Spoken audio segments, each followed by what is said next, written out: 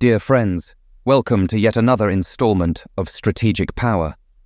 As tensions between Venezuela and Guyana seem to have cooled since the December 2023 referendum, when Nicolás Maduro's authoritarian government claimed Venezuela had backing to annex Essequibo, a disputed territory controlled by Guyana, with international pressure to peacefully resolve the crisis, Brazilian diplomatic authorities, Maduro and Guyanese President Irfan Ali, met in St. Vincent and the Grenadines on December 14th and signed the Argyle Declaration.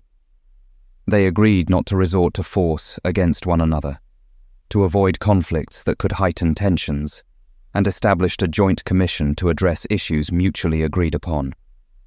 On January 25th, the foreign ministers of Venezuela and Guyana met in Brasilia under the leadership of Brazilian Chancellor Mauro Vieira to create the Joint Commission on the issue. At the meeting, Guyanese Chancellor Hugh Todd reaffirmed that the International Court of Justice should resolve the border dispute, but was open to talks on cooperation in counter-narcotics and food security, among other issues. Venezuelan Chancellor Ivan Gil expressed the idea that the two countries should deal with the controversy directly and diplomatically, without interference from foreign military powers, indirectly indicating disapproval of the actions of the United States and the United Kingdom, which support Guyana. However, there may be more behind Venezuela's negotiations than meets the eye when it comes to Venezuela's approach. There are indications that the Maduro regime is adopting a coercion strategy in relation to Guyana. Coercion in this context involves the use or threat of force together with diplomatic incentives to pressure another actor to change their behavior. According to this interpretation, Venezuela's participation in the Argyle Agreement represents the diplomatic part, while its provocative military actions function as the coercive part to influence negotiations in Caracas's favor. Recent activity by the Venezuelan armed forces in Essequibo and nearby was recorded in Maxar Technologies satellite imagery and analyzed by the CIA, further reinforcing the idea that Maduro may not be reliable in his commitment to resolving the dispute through diplomatic means. In the weeks leading up to the January 25th meeting in Brasilia, Venezuela intensified its military presence on Anacoco Island. This island was granted to Guyana as part of an 1899 arbitral decision, but was seized and controlled by Venezuela since 1966, having long been a point of tension between the two countries. A Maxar satellite image taken on January 15th reveals a staging area across the Cuyuni River on Anacoco Island. In this area, there are piles of construction materials, in addition to 3 armoured vehicles, possibly amphibious armoured personnel carrier V-100 or V-150 Commando, visible. Other Maxar satellite images, dated January 13th, 2024, show the transport vehicles, construction materials, and a heavy river barge. It is also possible to observe the clearing of a new area in the north, probably intended for the construction of a mobile bridge by Venezuelan military engineers to the island.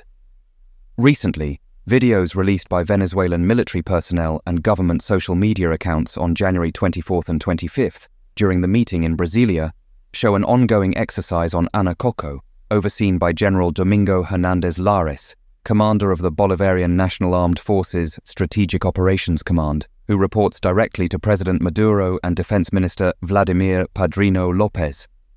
General Hernandez was overseeing the construction of a tank base by the 11th Armored Brigade in collaboration with the 6th Corps of Engineers of the Venezuelan forces, aiming to improve the armed forces response system in this crucial area of the border with Guyana's Essequibo state and deter any potential threat to the Venezuelan Republic. General Hernandez Lares also led the ongoing mission of the new Integral Defense and Security Zone of Guayana Essequibo of the Bolivarian Armed Forces, established after the December agreement, in charge of coordinating military activities along the disputed border. The videos also reveal important and interesting aspects of the construction, including the presence of 2 light Arava short takeoff and landing transport aircraft. In an earlier video, dated January 19th, what is being built on Anacoco Island is explained: a tank base in the jungle with a 3.8-kilometer track containing 14 obstacles, intended for training Venezuela's armoured units. The imagery suggests that the Bolivarian forces are actively exposing their activities in the region as part of an information campaign to deter Guyana, with videos being incessantly released by military social networks containing emblems, music, and striking editorial touches. The Venezuelan armed forces are clearly crafting a message aimed at the Guyanese government, which is their primary target audience. Compared to 2021, the most recent satellite image, dated January 13, 2024, also reveals the start of an expansion project at the base, with signs of road traffic, considerable land clearance indicating possible future construction of additional buildings or vehicle areas, and the construction of a small supply post, suggesting preparations for future construction and the presence of military vehicles. The CIA article suggests that the likely expansion indicates an increase in the number of personnel stationed there, going from platoon to company or even battalion size, which could result in an increase from about 50 to possibly over 300 people. Notably, a diverse group of combat armoured vehicles was observed, including 6 vehicles, probably Scorpion light tanks, and at least one Urutu E-11 vehicle. In addition, new trails were built from the southern base through the forest to the airfield, and there is evidence of recent wheeled and also tracked vehicle activity. A Bell 206 helicopter can also be seen in the image.